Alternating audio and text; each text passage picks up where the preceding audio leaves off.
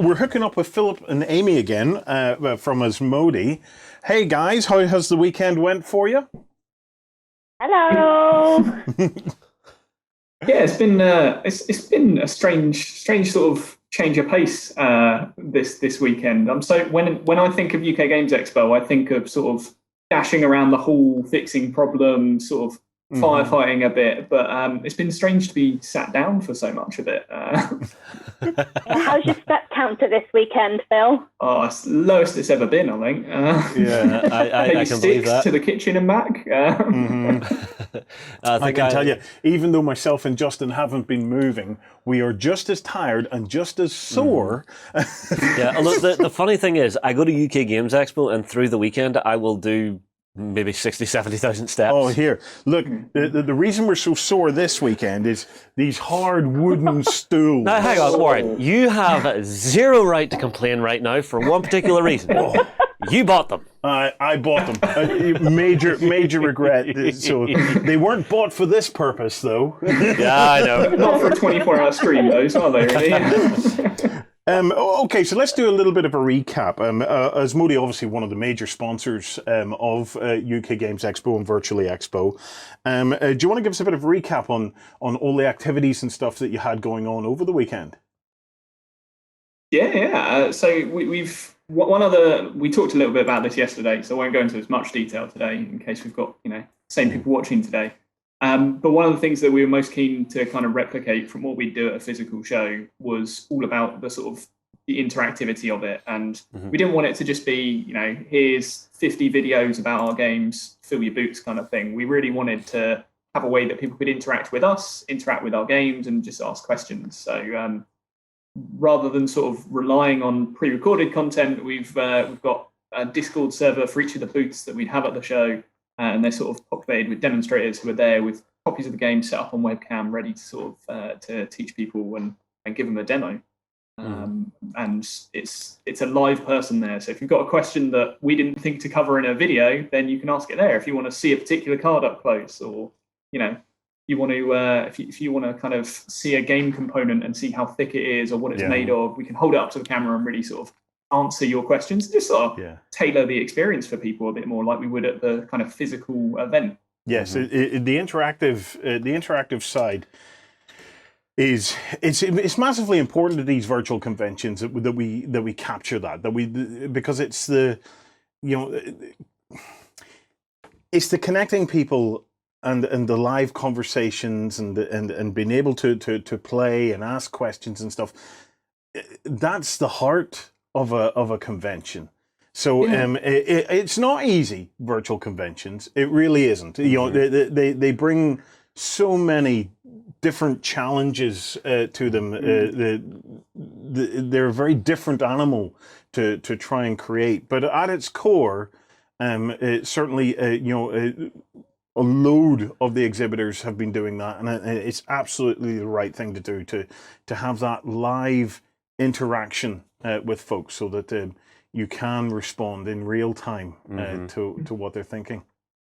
Yeah, and I think that's one of the things that's also it's part of the magic of UK Games Expo as well. Like I always say this to people who are on the fence about coming or who've never sort of heard of the show, and I always say that it's like no other sort of big show. It feels like you can just walk around the expo hall and you can just start a conversation with anyone, and they kind of get involved and have a chat with you like you've known them for years. Yeah. And it's got such a sort of community atmosphere as well that we just at every sort of stage of our planning for this, like whether it was the kind of sponsorship side or what we were sort of individually doing for each game, like every point we were looking at it, we were saying, okay, well, how can we get people talking about this? How can we get people sort of participating and not even necessarily talking directly to us? We just want people to have that sort of that kind of location and that sort of that experience that they can talk to people, they can make new friends, or have a place to catch up with old friends as well. So yeah.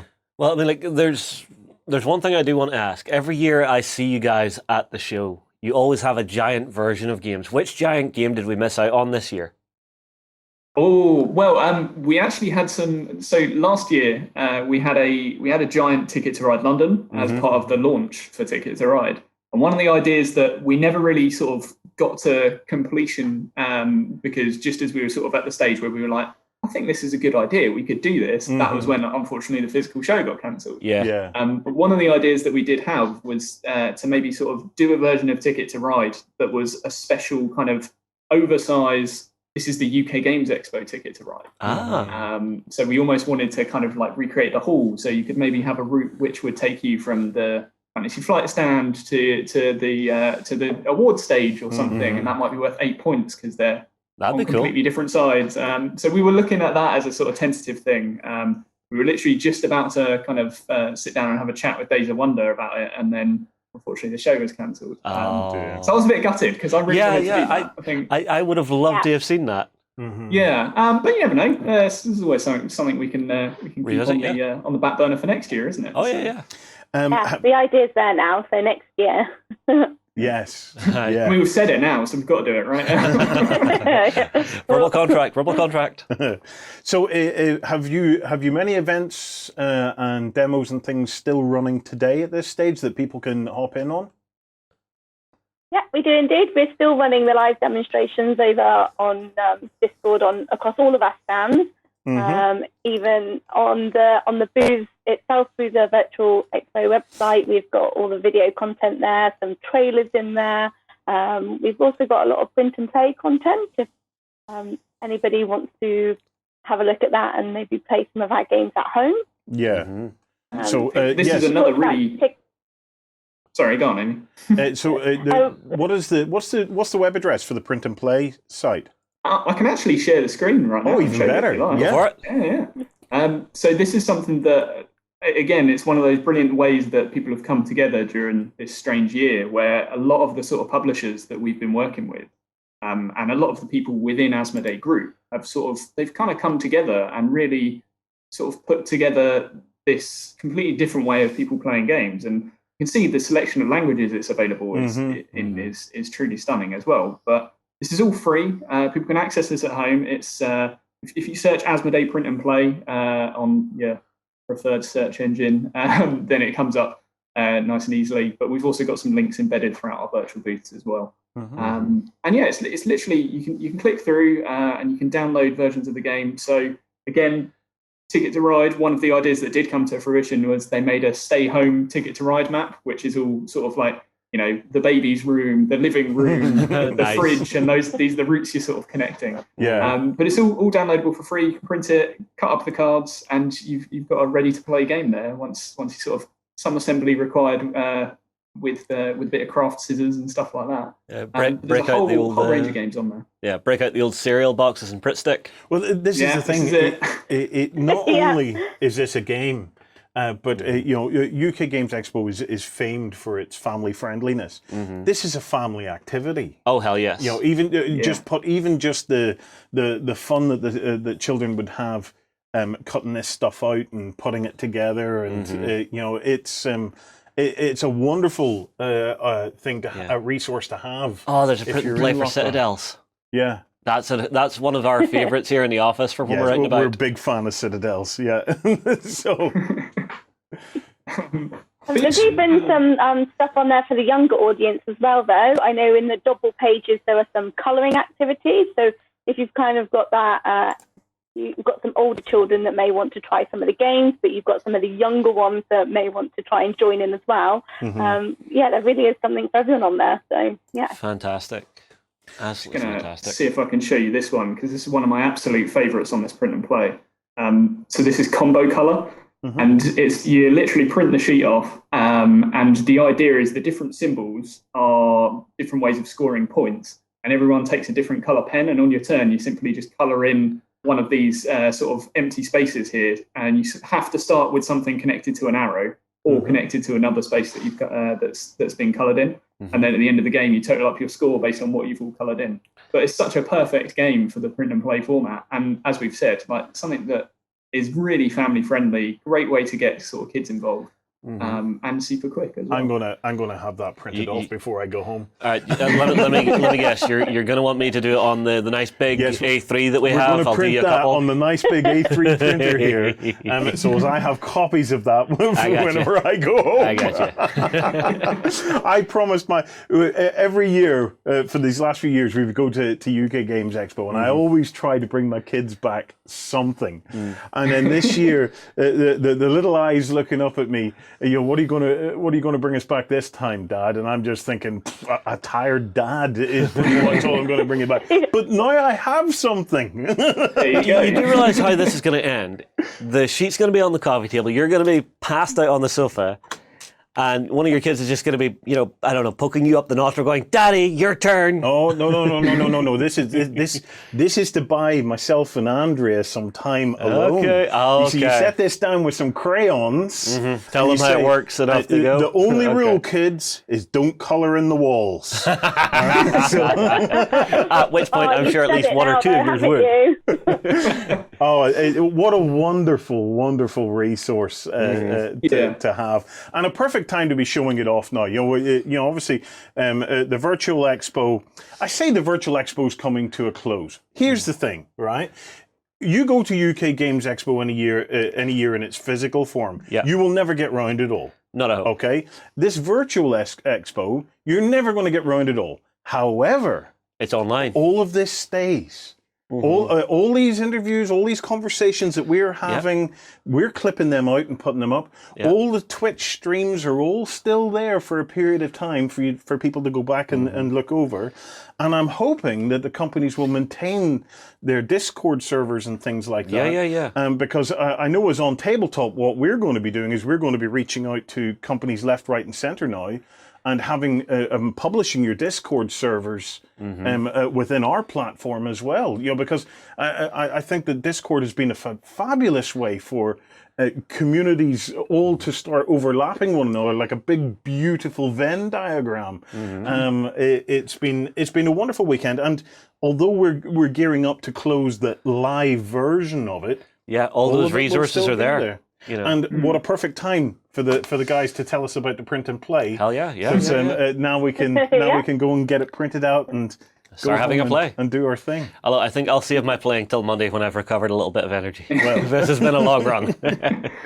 So, guys, it's a really good point as well that you make about Expo.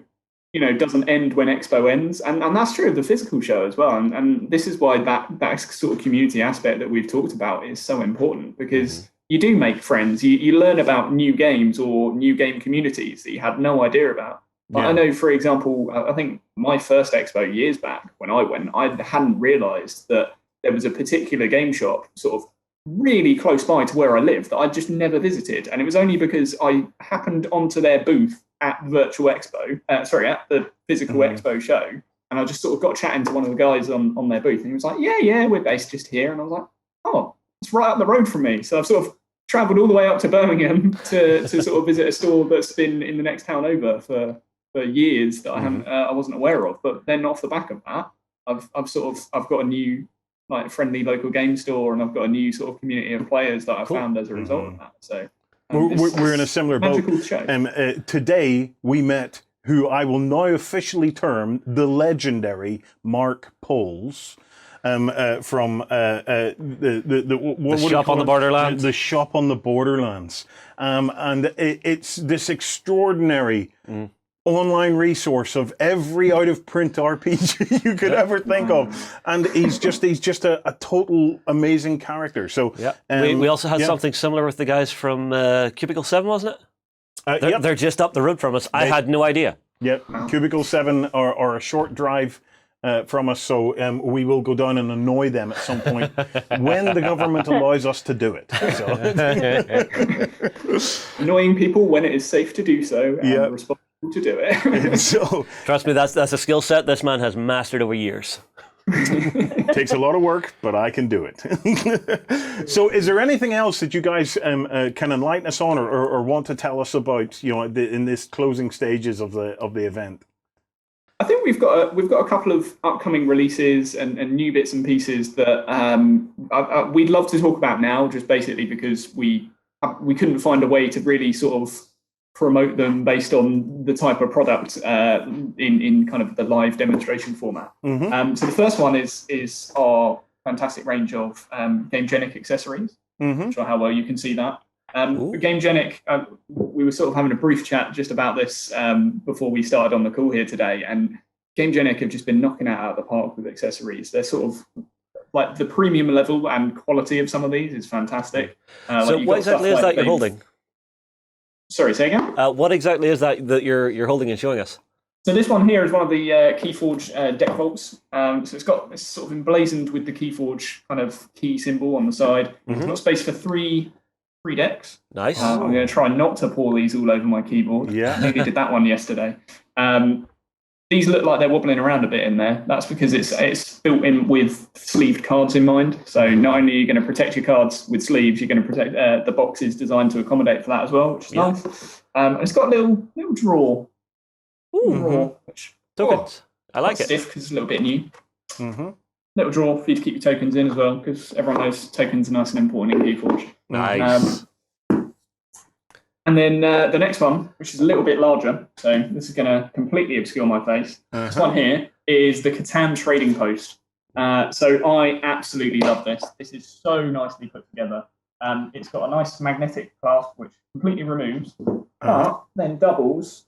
As a dice tray. It's a dice tray. Oh my word! Look at that.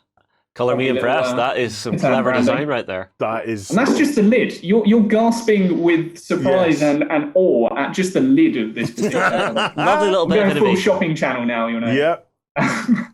So then this front section flaps down. Oh wow! This is going to be difficult to show off without pouring everything anyway. So there's all the But cards. basically, all your it's resources. resource cards. Yeah. And it's double stacked.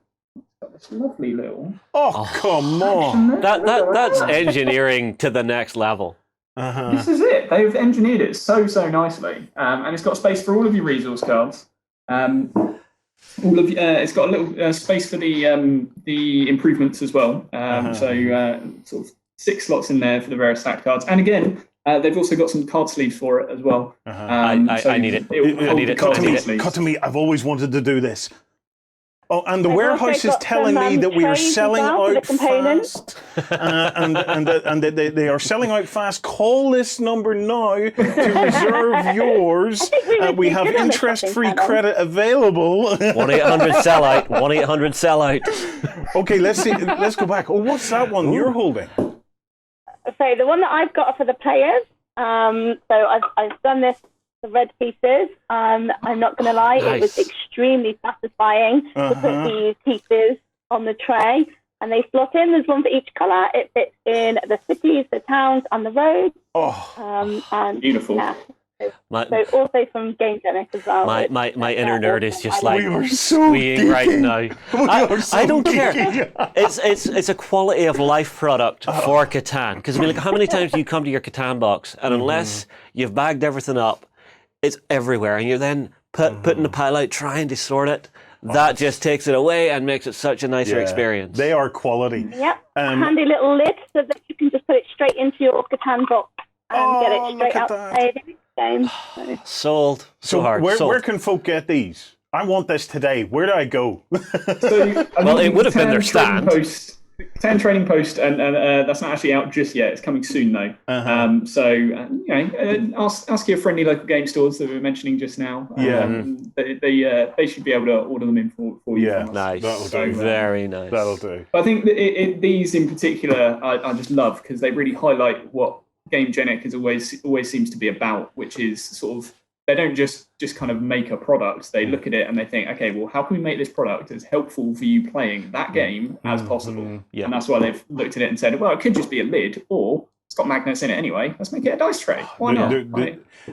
Somewhere in that company is a beautiful engineer. But you just know it. An engineer sat down and just beautifully designed that. I'm just like, oh. I am sold on any quality of life product for any game on the market. Well, I like that one.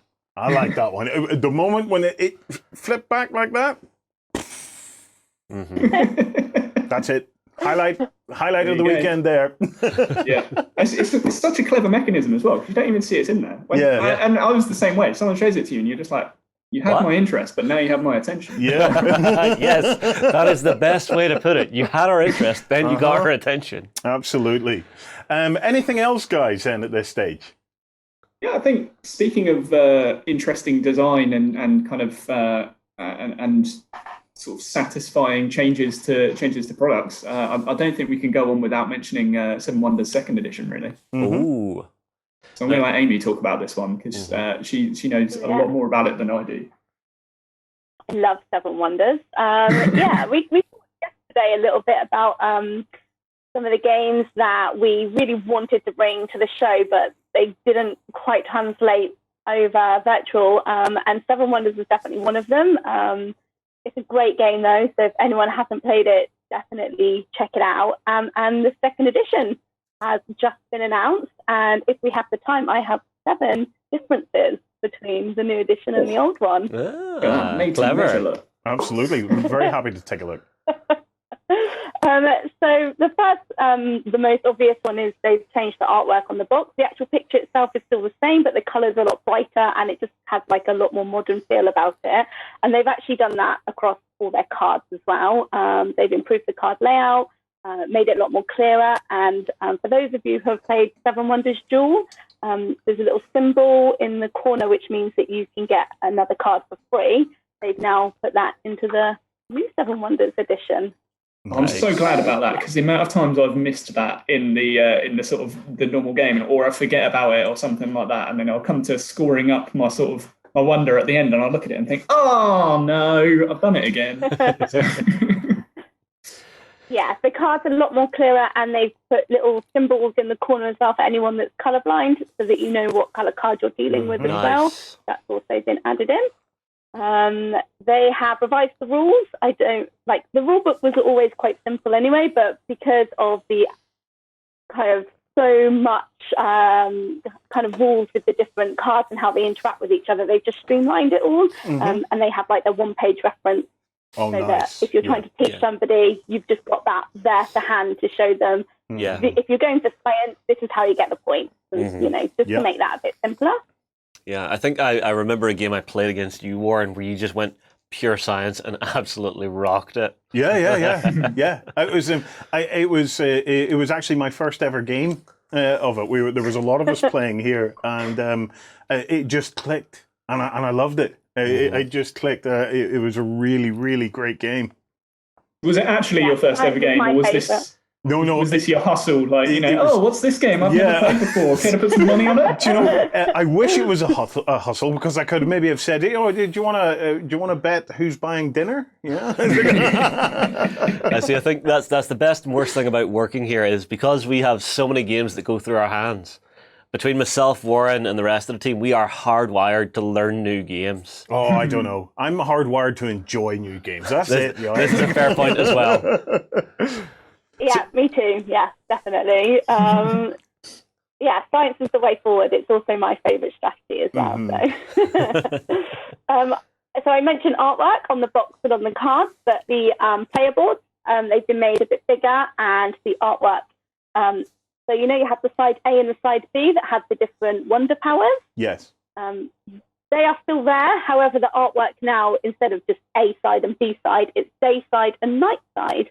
So if you want to, cool, just to give you a bit of a different artwork on each side. So, and they've made the boards a bit bigger as well. Yeah. I feel like I merged quite a lot of the points together there, but there were 7 in there. So there is 7 in there. Your challenge as viewers is to work out where. Those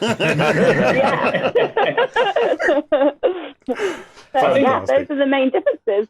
Yeah. I think this is the thing with that as a redesign though as well, is that there are like all 7 of those points all sort of tie together so nicely as well, and like it's amazing that the effect that they've had on the actual game is like it's one of those things where you don't notice, like you don't notice how much something sort of needed an improvement or a slight tweak just to make it that much easier until it's done, and then you sort of look at it and you think, oh, this is so simple. Why wasn't it always like this? Yeah. I think it's a really it's a gorgeous product as well. It's a beautiful game. It is a beautiful game. Yeah, and I mean, a game like Seven Wonders, it's already so tight in the version 1 that these things are coming in and polishing it to such a higher standard. For sure. I think it's another one of those games as well where there's just certain games that we sort of call them our gateway games, where they are fantastic for introducing someone to a mechanic if, they're slightly new to gaming and they're not as exposed to some of the kind of the sort of broader collection that's out there, I guess. And Seven Wonders is always one of those go-tos. If you want to teach someone about a drafting game and teach someone the drafting mechanic and how that sort of works, I don't think you can do better than Seven Wonders. For sure. And it's interesting as well because it's not really a mechanic that is that heavily featured in any of the sort of mainstream games. It's not like worker placement, for example, where people are familiar with that as a concept, even if they don't know what it's called. Or hand management is a really easy thing for people to kind of come over from just playing regular cards or something. They can come over and see that. Whereas drafting, I think. We see it a lot when we demonstrate to people anyway, where you sort of say, okay, so here's your hand of cards, but it's not all your hand of cards. You've got to choose one and give your hand of cards away. And they're just, but these are my cards. So having a game like Seven Wonders is a big help for that. It really is. Well, even after just a couple of rounds, whenever you start playing Seven Wonders, you begin to get that idea of, okay, so I'm picking for myself, but I'm also kind of picking to say, I don't want Warren to have the library or the next guard tower. Yep, he does that. Big time. Of course I do that. It's always the military cards, isn't it? It's like who is going to be that first person to put a military card down and start that chain reaction? Oh yeah. But definitely fail. Every time. I slipped and accidentally went down the military school route again. Oops. Sorry. So, but no, I think Seven Wonders.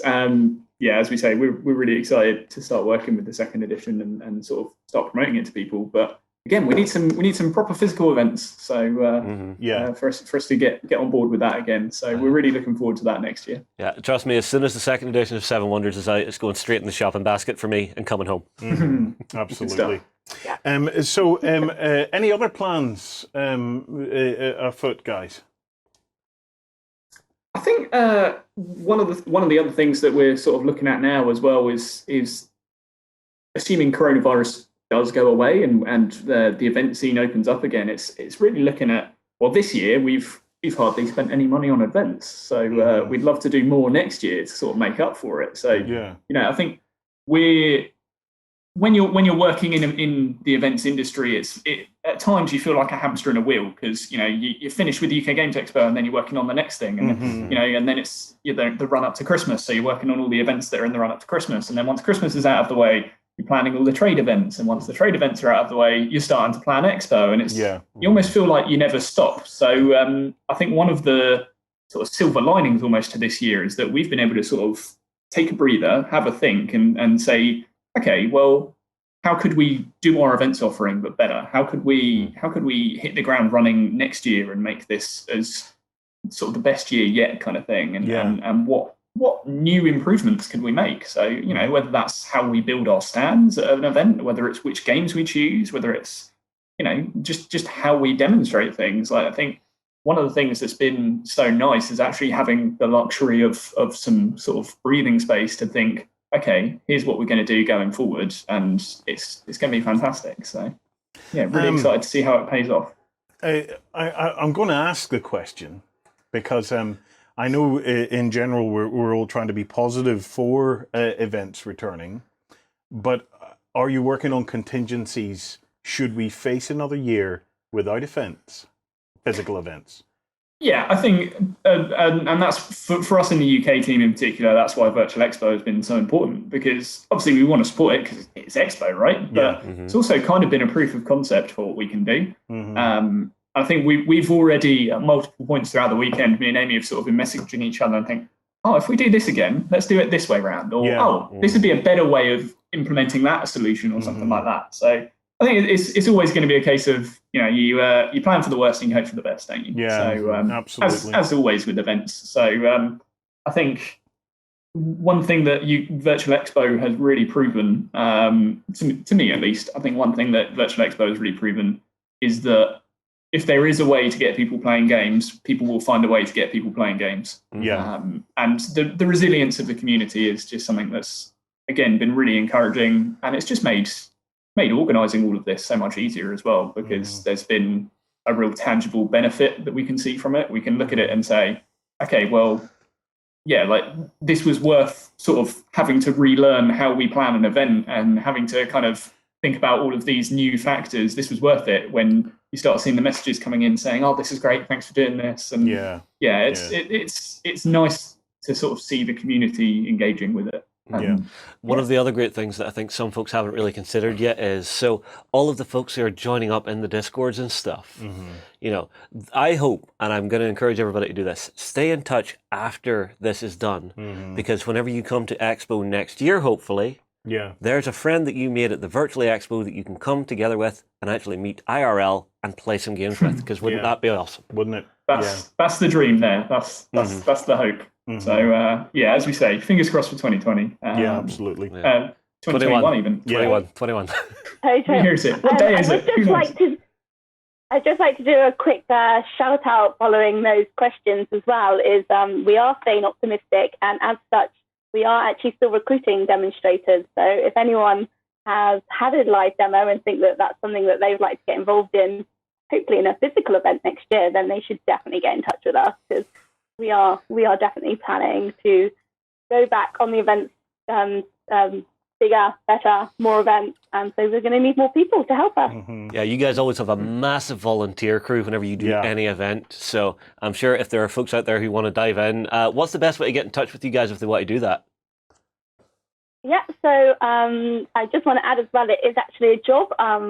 We do pay our staff to work. So, there we go, they're not volunteers. They're not volunteers, Well, I suppose they volunteer for the job.